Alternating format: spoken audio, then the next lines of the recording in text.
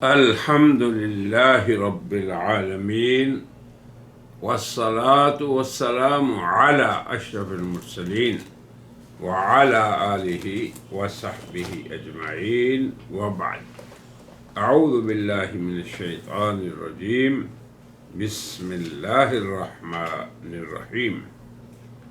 إن الدين عند الله الإسلام ومن يبتغي غير الإسلام دينا فلن يقبل منه وهو في الآخرة من الخاسرين.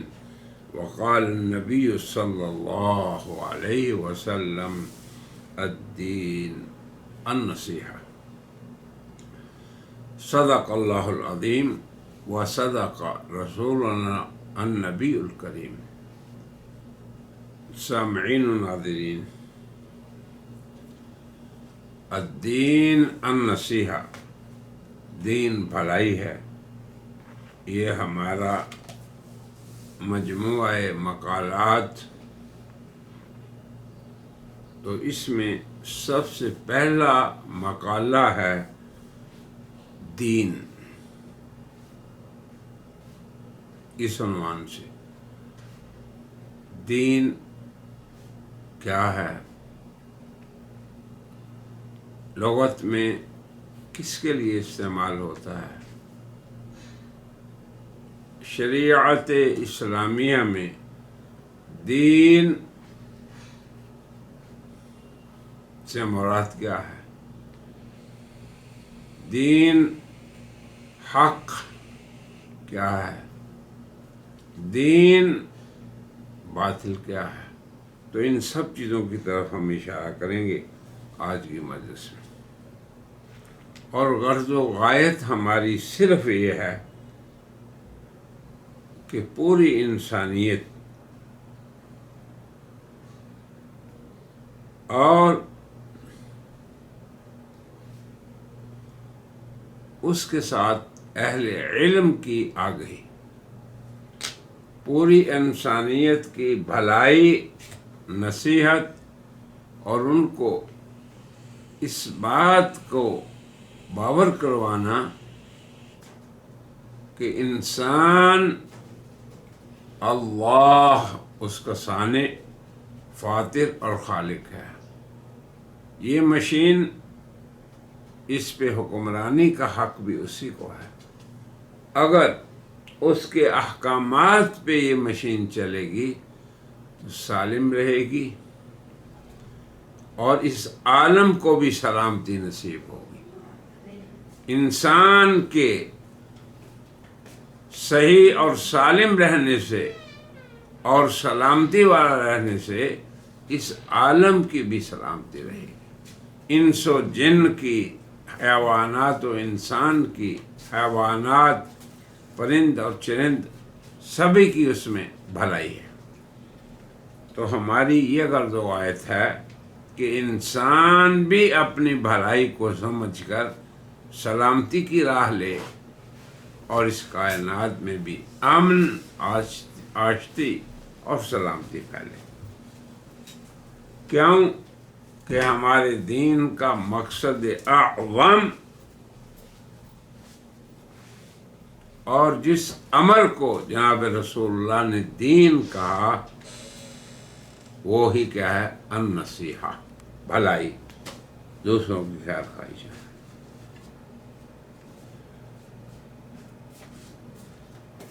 یہ دین بھلائی ہے ایک سادہ سا جملہ ہے.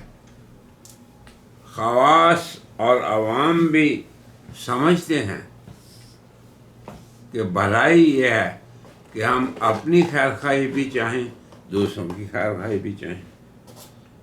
مگر اس نقطے کو سمجھانے کے لیے، انسانوں کو باور کرانے کے لیے اور ان کے دلوں میں راسخ کرنے کے لیے، پختہ بڑھانے کے لیے اللہ نے انبیاء کا ایک سلسلہ قائم کیا. رسلاً مبشرین و منذرین، اللہ کے معصوم انبیاء،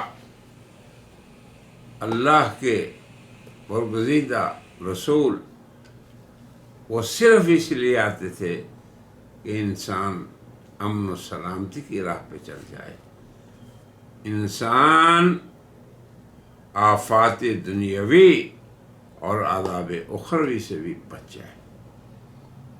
اسی لیے قرآن حکیم نے جہاں انبیاء کا ذکر کیا اور انہوں نے اپنی آمد کا مقصد امتوں کو بتایا، وہ یہی تھا، اُبَلِّغُکُمْ رِسَالَاتِ ربی، کہ میں تمہارے رب کے پیغامات تم تک پہنچاؤں، وَأَنصَحُ لَکُمْ، اور تمہارے لیے میں نصیحت کروں، خیر کر رہا ہوں۔ اور ہر نبی کی زبان پہ یہی رہا، وَأَنَا لَكُمْ نَاصِحٌ، اے میری قوم میں تمہارے لیے خیر خواہ ہوں۔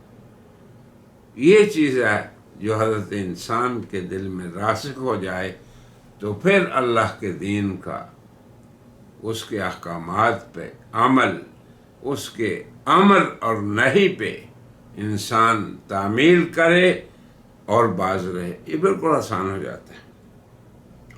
تو یہ حکمت کی بات، یہ دانائی کی بات انبیاء لے کے آتے ہیں، اور اس کے بعد انبیاء اپنے جانثاروں، اپنے تلاميذ، اپنے شاگردوں، جنہیں صحابہ کہا جاتا ہے، ان کو ذریعے امتوں تک پہنچاتے ہیں۔ وَمَن يُؤْتَ الْحِکْمَةَ، یہ دانائی کی بات جسے مل گئی، سمجھ لیں، فقط اوتیٰ خیراً کثیرا، اسے خیر کثیر مل گیا۔ حکمت اور دانائی یہ ہے کہ علم بھی درست ہو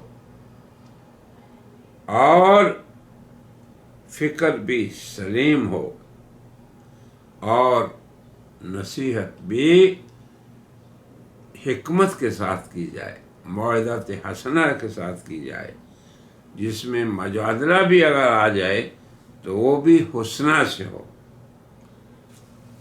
اللہ تبارک و تعالی اپنے دوستوں کو اسی طرح ضلالت کی ظلمتوں سے نکالتا ہے۔ اللہ فرماتے ہیں، اللہ ولی الذین آمنوا، اللہ ان لوگوں کا ولی ہے جو ایمان والے ہیں۔ اب ولی کا معنی یہ ہے، جسے اردو میں کہہ دیں کارساز ہے، یعنی ان کے جو امور ہیں دنیاوی، ان کی جو حاجات ہیں اخروی، پھر اللہ اس کی کفالت کر لیتا ہے۔ ایمان کا یہ فائدہ ہے۔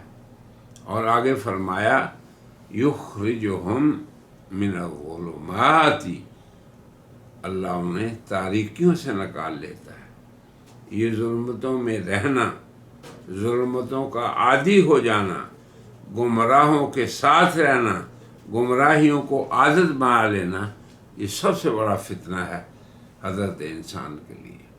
یہ سب سے مہلک مرض ہے حضرت انسان کے لیے۔ حضرت انسان کی دنیاوی اور اخروی ہلاکتوں کا سبب یہی ہے۔ اس لیے اللہ تعالی نے فرمایا کہ میری ولایت، دوستی، محبت تمہارے ساتھ یہ ہے کہ میں تمہیں ظلمتوں میں نہ رہنے دوں۔ یہ تو اللہ نے اپنے بارے میں فرمایا، اپنے رسول صلی اللہ علیہ وسلم کے بارے میں فرمایا، لِتُخْرِجَ النَّاسَ مِنَ الظُّلُمَاتِ إِلَى النُّورِ، ہم نے آپ کو کتاب ہدایت آپ پہ نازل کی، قرآن کریم کو، کس لیے؟ لِتُخْرِجَ النَّاسَ مِنَ الظُّلُمَاتِ إِلَى النُّورِ، تاکہ آپ تاریکیوں سے لوگوں کو روشنی میں لائیں۔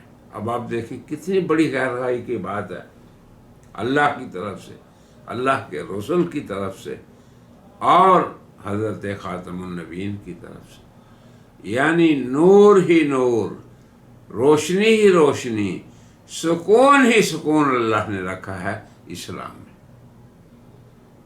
اور پھر فرمایا، ان الدین عند اللہ الاسلام، اللہ کے ہاں پسندیدہ دین اسلام ہے۔ ہر نبی اسلام ہی کو لے کے آیا، اور اسلام کیا ہے؟ دین کیا ہے؟ دین کا لغوی معنی یہ ہے دانہو، جیسے کہ کسی کو آپ اپنا آقا بنا لیں، کسی کے ذمے اپنی مہر کو، جیسے ایک حیوان کی لگام ہوتی ہے، تو انسان اپنی لگام کو، اپنے اختیارات کو، اپنے جذبات کو، اپنے احساسات کو اور اپنے آپ کو خالق کے سپرد کر دے۔ دانہو یعنی کسی کو اپنا آقا بنا لے، یہ ہے دین کا معنی۔ اب دیکھیں، اگر تو انسان نے اپنے خالق کو اپنا آقا بنا لیا اور اس دین کو اختیار کر لیا جس کا وعدے اللہ ہے۔ دیکھیں، دین وہ نظام زندگی ہے جس پہ انسان گزارتا ہے۔ اللہ نے فرمایا لکم دینکم، اے پیغمبر کہہ دیں آپ اہل کفر کو کہ تمہارے لیے تمہارا دین۔ تو اس کا مطلب یہ ہے کہ جس نظام زندگی کو آپ اختیار کریں وہی دین ہے۔ اگر اللہ کا بنایا ہوا ہے تو یہ اسلام ہے، اور پھر انسان پر حکمرانی کا حق بھی اس کے بنانے والوں کو ہے۔ لہ الخلق ولہ الامر، کہ جس نے پیدا کیا وہی چلنے کا بھی راستہ بتائے گا۔ مشین کو جو بناتا ہے وہی اس کو چلانے کا بھی سلیقہ سلجھاتا ہے۔ تو اس انسانی مشین کو چلانے کے طریقہ اس کا نام دین ہے اور اسلام ہے۔ اور اگر دین حق ہے، اللہ کا بنایا ہوا ہے، تو یہ ہے ولی دین۔ جیسے حضور کو اللہ نے حکم دیا کہ آپ ان لوگوں کو کہہ دیں کہ تمہارے لیے تمہارا دین، یعنی تمہارا طور طریقہ، تمہارا نظام زندگی، تمہارا رہنا سہنا تمہیں مبارک ہو، ولی دین، اور میرے لیے میرا۔ تو آپ جس طرز زندگی کو اختیار کرتے ہیں وہ آپ کا دین ہے۔ اگر وہ اللہ کا بنایا ہوا ہے، خالق کا بنایا ہوا ہے، تو پھر وہ اسلام ہے۔ اور اگر غیر اللہ کا بنایا ہوا ہے، انسانوں کا بنایا ہوا ہے، عقل مندوں نے اپنی عقل سے بنایا ہے، خالق کا اتارا ہوا نہیں۔ اب آپ دیکھیں، فرق دیکھ لیں دین حق اور باطل میں۔ دین حق یا اسلام وہ ہے جس کو بنانے والا، جس کو وعدہ فرمانے والا، جس کو تشکیل دینے والا انسان کا خالق ہے۔ ان الدین عند اللہ الاسلام۔ اور آگے فرمایا وَمَن يَبْتَغِ غَيْرَ الْإِسْلَامِ دِينًا فَلَن يُقْبَلَ مِنْهُ۔ اگر کوئی شخص ہمارے دین کو ٹھکرا دے، ہمارے نظام زندگی کے سامنے سر کو نہ جھکائے، ہمارے احکام کے سامنے سر تسلیم خم نہ کرے، فَلَن يُقْبَلَ مِنْهُ، کسی کا بھلا بنایا ہوا ہو، دنیا کے بڑی سے بڑی سلطنت، بڑے سے بڑے مقتدر، بڑے سے بڑے بادشاہ اور حکومت کا بنایا ہوا ہو، تو پھر فَلَن يُقْبَلَ مِنْهُ، قبول نہیں اللہ کے یہاں۔ وَهُوَ فِي الْآخِرَةِ مِنَ الْخَاسِرِينَ، چونکہ آخرت کا معاملہ تو اس دنیا پہ موقوف ہے کہ کس طرح اس نے زندگی گزاری، کس نظام کے مطابق رہا۔ تو اس لیے جب دنیا میں وہ اللہ کے نظام کا باغی رہا تو آخرت میں خاسر ہے۔ اب آپ دیکھیں، دنیا کی یہ زندگی بہت بڑی نعمت ہے، کیونکہ اسی زندگی گزارنے پر ہماری معاد کا اعتبار ہے۔ میں کئی دفعہ لوگوں کو کہتا ہوں کہ اس دنیا کی زندگی کو ہلکا نہ سمجھیں، بڑی نعمت ہے اللہ کی۔ اس کے شب و روز کو، اس کی نعمتوں کو، اس کے اندر اللہ نے جو ہمیں صلاحیتیں عطا فرمائی ہیں، ہلکا نہ سمجھیں۔ نہ دنیا کے مال کو، نہ دنیا کے اقتدار کو، نعمت ہے اللہ کی، مگر اگر یہ دنیا کی زندگی آخرت بنانے کے لیے استعمال کر رہے ہیں تو یہ بہت بڑی نعمت ہے. ورنہ اسی دنیا کا حساب دراصل آخرت میں ہوگا. دنیا اللہ کے عذاب اور پکڑ کا تحمل ہی نہیں کر سکتی. اس لیے اللہ نے فرمایا وَإِنَّ الدَّارَ الْآخِرَةَ لَهِيَ الْحَيَوَانُ، آخرت کا گھر اصل وہی زندگی ہے.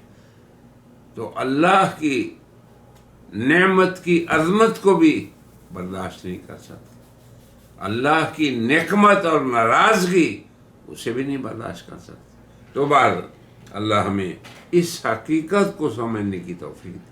یہ ہے اصل دانائی، یہ ہے اصل حکمت، اور یہ وہ فہم ہے جس کے لیے اللہ نے انبیاء کے سلسلے کو چلایا. تو اب دین حق وہ ہو گیا کہ جس نے اس نظام کو اختیار کیا، ان احکام پہ عمل کیا، چاہے وہ کرنے کے ہیں نہ کرنے کے ہیں، جو اس کے اللہ نے وعدہ فرمائے تھے. اب دیکھیں، اگر اس حیثیت سے ہم سوچیں گے کہ یہ ہمارے خالق کا کلام ہے، اللہ کا قرآن، اس کے امر کو امر سمجھیں، اس کی نہیں کو نہیں سمجھیں، تو پھر یہ ہمارا مقام ہے. اللہ ولی الذین آمنوا، پھر اللہ آپ کا ولی ہے، کارساز ہے. ایسے اللہ آپ کی پشت پہ ہر دم کھڑا ہے، ہر وقت کھڑا ہے، اور اس کی نعم المولا، اس کی پشت بنائی سے بڑی کسی کی پشت بنائی. تو یہ چیز میرے احباب ہمیں سمجھنی ہے. یہ ہے بھلائی کا وہ فلسفہ جسے ہم سمجھانے کی کوشش کر رہے ہیں. تو اب جو شخص دیندار ہے اسے متدین کہتے ہیں. اب ایک شخص نے اس دین کو اختیار کر لیا جسے اللہ نے وعدہ فرمایا، تو اللہ نے فرمایا کہ اب اس کی پشت پہ اللہ ہے، اللہ اس کو تاریکیوں سے روشنی میں لائے گا. اور اس کے لیے ضروری ہے کیا؟ ایک بات یاد رکھیں، وَمَن يَكْفُرْ بِالطَّاغُوتِ، جہاں اللہ نے دین کا ذکر کیا اور یہ فرمایا کہ جبر نہیں، اس میں یہ بھی یاد رکھیں، لا اکراہ فی الدین، جبر نہیں. اللہ کے نبی نے نہیں جبر فرمایا، اللہ نے جبر کرنے کا اجازت ہی نہیں دی، لا اکراہ فی الدین. بلکہ اپنے لیے بھی اللہ نے اسے پسند نہیں کیا. اگر اللہ چاہتے تو تمام کے تمام انسانوں کو ایک متقی اور ہدایت والے انسان کی طرح بنا دیتے. نہیں ایسا کیا، اختیار دیا اللہ نے انسان کو، عقل سلیم دی، حق اور باطل کا فرق سمجھنے کے لیے تو انسان کو اللہ نے موقع دیا، پھر اپنے اختیار سے وہ اختیار کرے. مگر دین حق کی پیروی کی پہلی شرط یہ ہے وَمَن يَكْفُرْ بِالطَّاغُوتِ، کہ اللہ کے ما سوا وہ طاغوت ہے. طاغوت کا نظام، اس کا انکار کرے آدمی، اللہ کے غیر اللہ کے بنائے ہوئے نظام زندگی کو قبول نہ کرے. تو دین حق کی اولین شرط یہ ہے وَمَن يَكْفُرْ بِالطَّاغُوتِ، کہ اللہ کے ما سوا بنائے ہوئے انسانوں کے اندماں ان کا انسان انکار کرے. وَيُؤْمِن بِاللَّهِ، یہ ہے پھر اللہ پر ایمان. اب اس دین کی عظمت کیا ہے، اب آپ سمجھیں. دیکھیں، جب آپ کی عقل و فراست میں تیزی آ گئی، روشنی آ گئی، حدت آ گئی، تو سمجھیں وَرَضَيْتُ لَكُمُ الْإِسْلَامَ دِينًا، اب جب تم اسلام کو اختیار کرو گے تو یہ اللہ کا پسندیدہ دین ہے. وہ محبوب اعظم، وہ قادر مطلق، وہ اللہ جو مالک السماوات والارض ہے، فاطر السماوات والارض ہے، علی کل شیء قدیر ہے، اور آپ اس کی پسندیدہ بن گئے. یہ ہے صرف ایسے ہی سمجھنا ہے کہ ہمیں اپنے خالق کا، مالک کا، جو اصل بادشاہ ہے، ملک الملوک ہے، اس کا پسندیدہ انسان بننا ہے۔ جب بنیں گے جب ہم پسندیدہ دین کے کو اختیار کریں گے، اس کے متبع ہوں گے۔ وَرَضِيتُ لَكُمْ الْإِسْلَامَ، اللہ نے ایک قرآن حکیم میں فرمایا ایک جگہ، دیکھو، لا اکراہ، جبر نہیں، زبردستی نہیں۔ آگے فرمایا فَمَنْ شَاءَ فَلْيُؤْمِنْ، انسان اپنی مشیت سے، اختیار سے، عقل و فراست سے جو چاہے ایمان کو اختیار کرے، یہ لائن ہے۔ وَمَنْ شَاءَ فَلْيَكْفُرْ، دوسرا اس کے اپوزٹ ہے۔ أَلَمْ نَجْعَلْ لَهُ عَيْنَيْنِ، دو آنکھیں بنائیں، وَهَدَيْنَاهُ النَّجْدَيْنِ، دونوں راستے بھی بتا دیے، روشنی اور تاریکی کا فرق بھی سمجھا دیا۔ تو اب دیکھو کیا فائدہ ہوگا جب آپ نے اللہ کے پسندیدہ دین کو اختیار کر لیا، تو آپ اللہ کے بندوں میں پسندیدہ بندے ہو گئے۔ اب ہمیں یہ دیکھنا ہے کہ ہمیں اس مالک کا پسندیدہ بننا ہے یا اس عدو مبین کا۔ اللہ نے قرآن حکیم میں فرمایا یا بنی آدم، اے بنی آدم، لا یفتننکم الشیطان، تمہیں شیطان آزمائش میں نہ ڈالے۔ اور شیطان دیکھو کتنی اللہ نے ہماری آزمائش رکھی۔ حضور نے فرمایا کہ خون کی طرح وہ بندے کے جسم میں چلتا ہے۔ پھر اس نے روز اول اللہ کو کہا فَبِمَا أَغْوَيْتَنِي، تو نے اس کی وجہ سے مجھے اپنے سے دور کیا، لَأُزَيِّنَنَّ لَهُمْ فِي الْأَرْضِ، میں ان کو، یہ دنیاوی چیزوں کو ان کے سامنے خوبصورت بنا کے پیش کروں گا، اس کی طرف کھنچے ہوئیں گے، وَلَأُغْوِيَنَّهُمْ أَجْمَعِينَ، اور ان سب کو میں اغوا کر لوں گا۔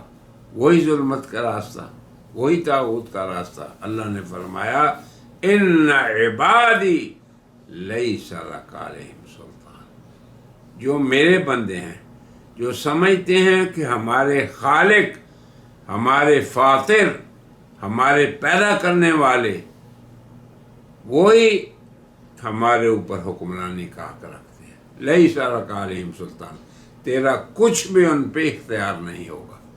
سبحان اللہ۔ تو اللہ تعالیٰ کے اس بیان کو ہمیں سچا کر دکھانا ہے، یہی اصل دین۔ ہمیں یہ سچ کر دکھانا ہے کہ شیطان کی ہمارے جسم پہ، ہمارے اندر میں، ہمارے باہر، ہماری کاروبار، ہماری تجارت، ہمارا گھر، ہمارا بار، ہمارا محلہ، یعنی جو چیز ہماری طرف منسوب ہے اس پہ شیطان کا کوئی اختیار نہیں۔ یہ ہے اصل دین۔ تو اللہ تبارک و تعالیٰ سے میری دعا ہے کہ اللہ تعالیٰ ہمیں سمجھ دے کہ یہ دین سراسر ہمارے فائدے کے لیے ہے، اور اللہ نے ہمارے مزاج کے مطابق بنایا ہے، اور انسان کو اور اس کے مزاج کو اور اس کی فطرت کو کوئی دین نہیں با سکتا سوائے اللہ کے بنائے ہوئے کے۔ یہ بھی سمجھ لیں آپ۔ تو ہمارا آج کی اس مجلس کا اتنا ہی مقصد تھا کہ ہم یہ سمجھیں کہ ہمارے لیے اللہ نے جو چیز بھی بنائی وہ ہمارے فائدے کے لیے ہی بنائی۔ اس خالق نے ارض و سما اور جو کچھ دونوں کے اندر ہے اور جو کچھ ان کے درمیان ہے، اس سبھی کو ہماری خدمت میں لگا دیا۔ آپ کبھی سوچیں یہ سورج کس کی خدمت کر رہا ہے، یہ چاند رات کو کس کی خدمت کرتا ہے، یہ نہریں، یہ بہار، یہ انہار کس کی خدمت کر رہے ہیں، بارشیں اور بادل کس کی خدمت کر رہے ہیں، زمین کس کی خدمت کے لیے ہے۔ سخر لکم ما فی السماوات والارض، جو کچھ آسمان اور زمین میں ہے تمہارے کام میں اللہ نے لگا دیا. یہ ہے معنی تصویر کا. اب دین یہ ہے کہ تم اللہ کے کام میں لگ جاؤ. تو آج کی اس مجلس میں اسی پہ ہم اتفاق کرتے ہیں. پھر آگے ہم چلیں گے کہ جو دین اللہ نے انبیاء کو دیا وہ اسلام، اور جو خاتم النبیین کو دیا وہ بھی اسلام، وہ بھی شریعت اللہ، وہ بھی شریعت اللہ.